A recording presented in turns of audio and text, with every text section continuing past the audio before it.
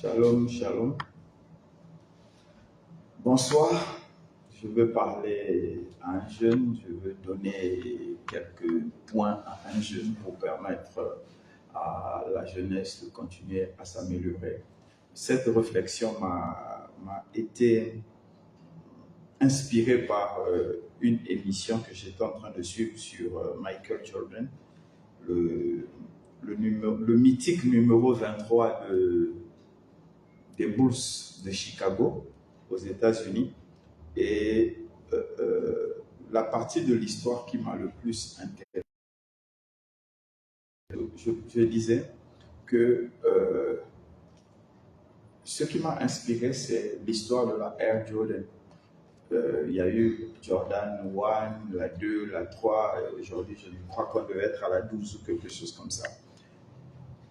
Et qu'est-ce qui s'est passé avec la Nike Air? Jordan avait décidé que sa chaussure devait porter son nom et ce que, selon les histoires, Adidas avait refusé, mais Nike avait accepté et Nike a eu le plus grand contrat de tous les temps aujourd'hui où ils vendent des millions et des millions de chaussures chaque fois que Jordan sort une chaussure. Et la dernière en date, la Jordan Joe, qui est très chère, vous pouvez vérifier sur vos différents comptes, vous verrez que la Jordan Joe est très chère. Mais on ne va pas parler des chaussures, on peut parler de comment, en tant que jeune, il faut travailler. Vous savez, quand on est jeune, c'est le moment de travailler. Première chose, je vais d'abord dire, travailler, c'est apprendre. Pour un jeune, ce qu'un jeune doit savoir, ce qu'un jeune doit comprendre, ce qu'un jeune doit accepter, c'est que quand on est jeune, on travaille pour apprendre. Parce qu'aujourd'hui, dans le 21e siècle, dans cet échange dans le renversement des valeurs de la table, aujourd'hui, les gens pensent que travailler va t'enrichir immédiatement. Non, on travaille pour apprendre d'abord. Quand on est jeune, on commence à travailler pour apprendre. Et quand on apprend, en fait, on acquiert des capacités qui vont nous permettre de pouvoir nous améliorer, nous approfondir dans le travail. Donc, tout jeune qui a une opportunité de travailler, même gratuitement, doit accepter de travailler pour apprendre. Le premier salaire que tu vas avoir, c'est le prix de l'apprentissage, c'est la connaissance. Donc, ce n'est pas que tu sois payé à 50 000, que tu sois payé à 70 000, que tu sois payé à 1 million. Le plus grand salaire que tu puisses avoir en tant que jeune, c'est apprendre. Et c'est ce que moi j'ai vu avec Jordan. Je l'ai vu perdre un dunk contest en face de Dominique Wilkins. Je crois que c'est en 87. J'ai vu les vidéos. Et plus tard, il a gagné devant Dominique Wilkins, qui était l'un des meilleurs dunkers de son époque. Et j'ai vu Jordan apprendre pour améliorer son image. Donc, je veux dire à un jeune, comme je disais tout à l'heure, quand tu fais un travail, tu dois te mettre dans la vision de celui qui apprend. Celui qui apprend a la capacité de devenir meilleur et de devenir plus rentable demain. La deuxième chose que je vais te dire, quand tu travailles, il faut apprendre à travailler pour que ce que tu fais soit durable, devienne durable. Ce que nous avons remarqué aujourd'hui, et c'est le constat que j'ai fait, beaucoup de jeunes travaillent pour un temps éphémère. Le travail aujourd'hui est devenu éphémère. On fait quelque chose pour aujourd'hui et après, on s'en fout. Quitte à reprendre demain, quitte à reprendre après-demain, quitte à en fait changer complètement. Non, c'est une erreur, c'est une grossière erreur. Écoutez, vous savez, quand vos coachs en développement personnel là, sont en train de vous donner leurs conseils là, faites attention, beaucoup ne sont pas ce qu'ils disent être. Et encore, même quand ils vous font les démonstrations de leur richesse, pour la plupart, leur richesse n'est pas le fruit des coachings que vous voyez, ou bien le fruit de ce qu'ils vous disent qu'ils font. Il y a vraiment, avec les réseaux sociaux, c'est comme la télé, si vous ne comprenez pas. Vous allez voir quelqu'un à la télé, il a porté un costume, une belle chemise. Quand il va se lever, c'est une culotte qu'il a mis en bas. Mais vous avez pensé qu'il a une belle chaussure qui accompagne ça. Donc, il y a beaucoup de magie en fait. Il y a ce qu'on appelle la cosmétique. On habille pour que ça paraisse beau, pour que les gens adhèrent, mais ce n'est pas souvent la vérité. Donc, je disais qu'il faut travailler à ce que ton travail puisse s'approfondir et puisse devenir grand demain. Donc, je reviens sur la Air Jordan. Après que Jordan ait lancé la première, il a lancé la 2, la 3e était un grand succès. Jusqu'à aujourd'hui, donc Jordan avait entre 18 et 20 ans, et aujourd'hui Jordan est dans la soixantaine, il continue à manger les dividendes de la Air Jordan. Il continue à vendre des millions et des millions de Air Jordan, alors que ça fait déjà plus de 15 ans que Jordan a arrêté de jouer. En temps normal, la Air Jordan ne se vendrait plus, puisque nous avons des nouveaux joueurs très prometteurs, très bons, très forts aujourd'hui. Mais pourquoi eux n'arrivent pas à vendre leurs chaussures comme Jordan aujourd'hui vend ses chaussures? C'est parce que Jordan n'avait pas travaillé pour une chose éphémère. Il a travaillé pour une chose qui va durer. Donc, dans le conseil de ne pas travailler pour les choses éphémères, je voudrais t'ajouter ceci. Ce que tu as appris hier, tu dois l'améliorer aujourd'hui. Demain, tu dois l'approfondir. Et après-demain, tu dois la rendre excellente. C'est ça le fruit réellement du succès. Quand tu commences en bas, et seulement la vision que ce que je fais là ne doit pas mourir, mais doit me dépasser. 1, doit me survivre. 2, tu verras que tu feras des grandes choses.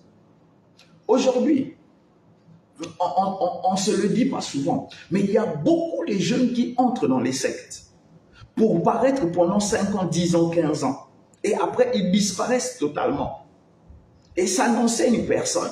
Et il y a des gens qui se disent, je veux le succès que lui, il a eu. Mais tu ne peux pas avoir le succès de quelqu'un qui est entré dans une secte. Tu ne peux pas. Sauf si toi, si tu entres dans une secte. Mais si tu veux le succès que nous on est en train de faire là, aujourd'hui là, nous bâtissons, on bâtit.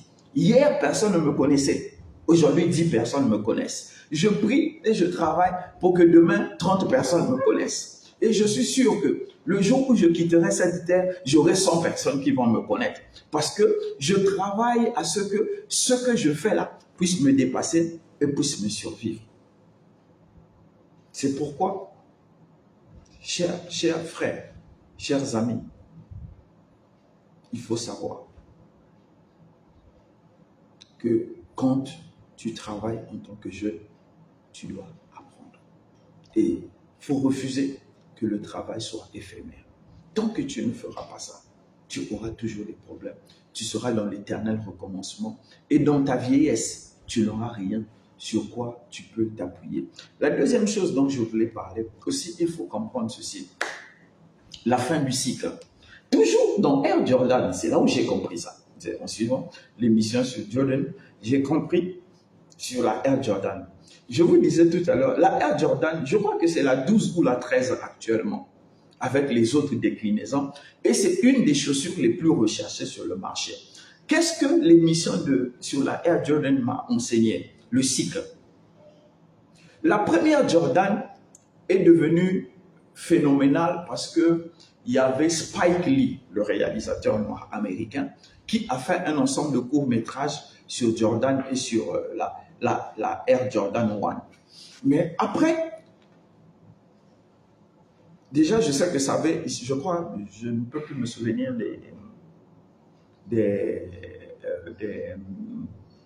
des quantités, mais je crois qu'ils avaient tablé au départ sur 5000 paires et ils en ont vendu près de 1 million. Je crois que c'est comme ça que ça s'est passé. Vraiment, excusez-moi, je n'ai pas les chiffres.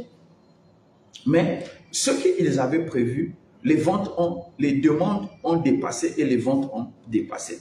Et après, ils ont fini de produire. Ils sont passés à la 2.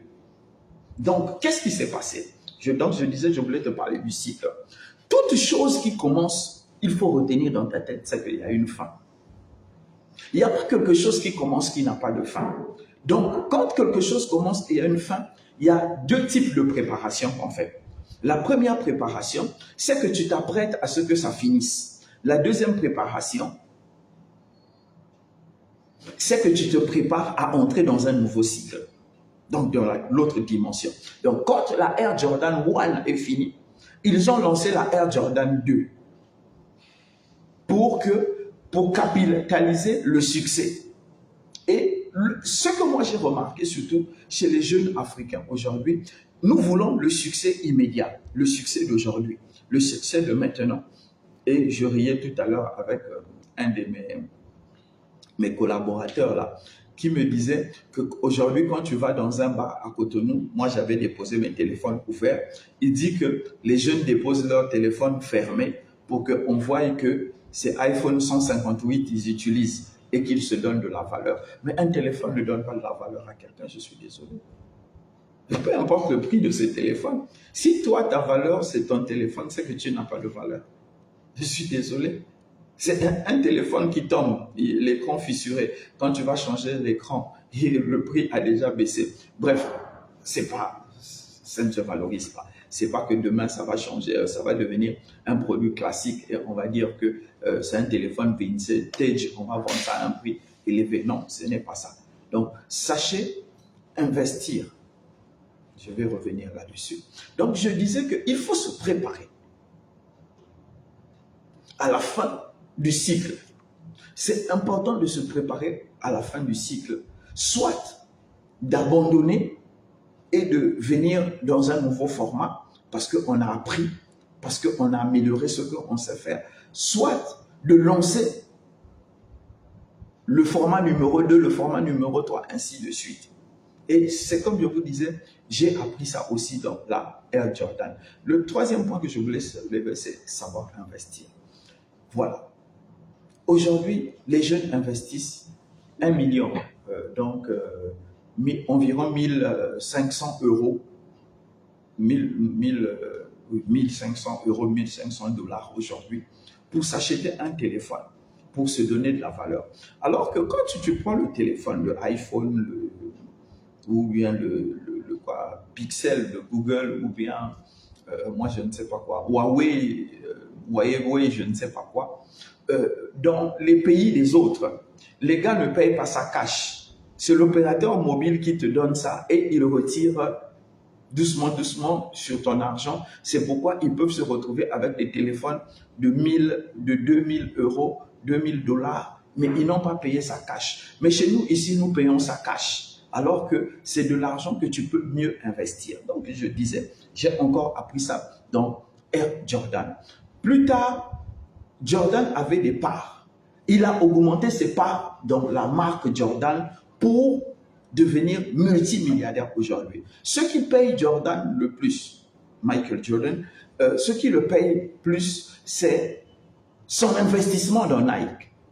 Il avait fait, j'ai vu, il avait acheté l'équipe de basket de Charlotte Hornets Charlotte.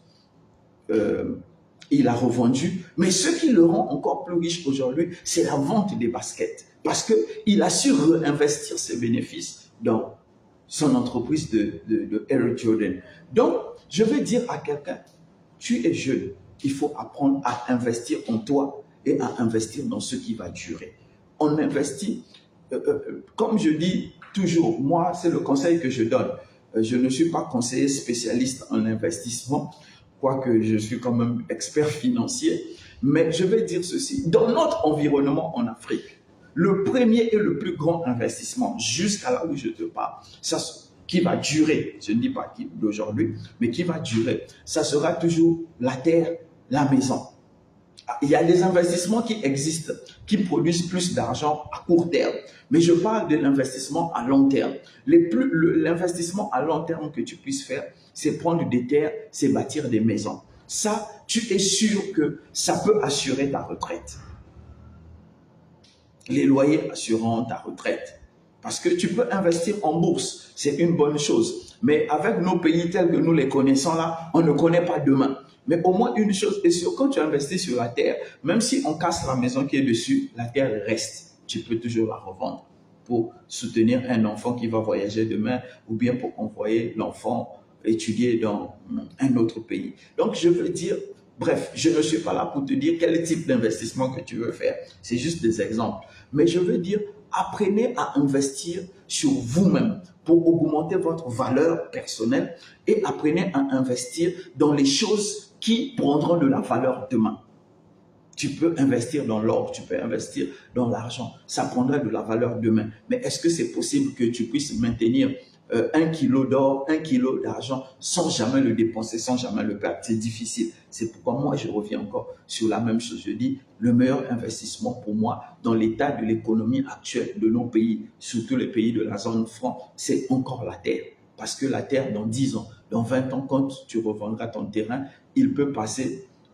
il peut avoir 1000, 2000% de surcote, donc d'augmentation de la valeur. Donc, apprenez à investir en vous-même pour vous donner du volume, pour vous donner de la personnalité, pour vous donner de la connaissance, pour vous donner la forme que les gens vont respecter. Les gens ne respecteront pas la montre que vous portez parce qu'elle coûte cher.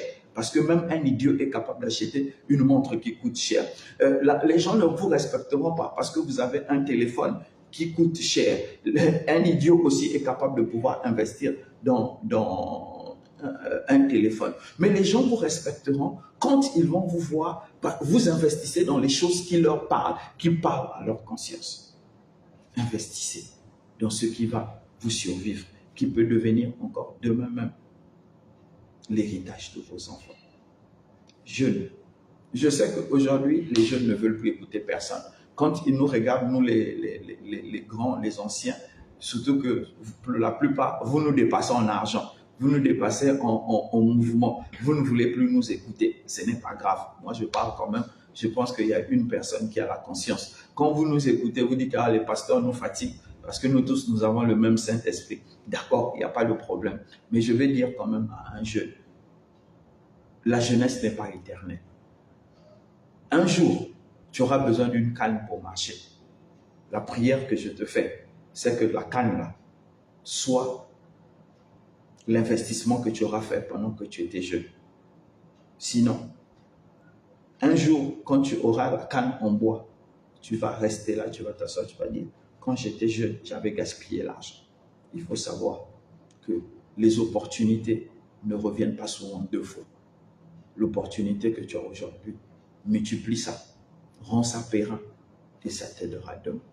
Shalom, shalom. Que Dieu vous bénisse. C'était le révérend Chris Mabiala, pasteur principal du CEBEC. Vous pouvez me trouver sur les différentes pages du CEBEC. Chris Mabiala, révérend Chris Mabiala. Et la page CEBEC, vous pouvez aussi me trouver sur TikTok. Et nous avons notre chaîne YouTube CEBEC TV. Que Dieu vous bénisse et qu'il ouvre l'intelligence de chacun pour que vous puissiez comprendre mon propos. Car aujourd'hui, nous ne pouvons pas seulement nous limiter à dire Jésus avait dit. Nous sommes obligés aussi de rééduquer le peuple parce que le peuple non seulement s'écarte de Dieu, mais s'écarte même des vraies valeurs, s'écarte de ce qui peut faire son succès aujourd'hui, demain et après-demain. Shalom, shalom, que Dieu vous bénisse.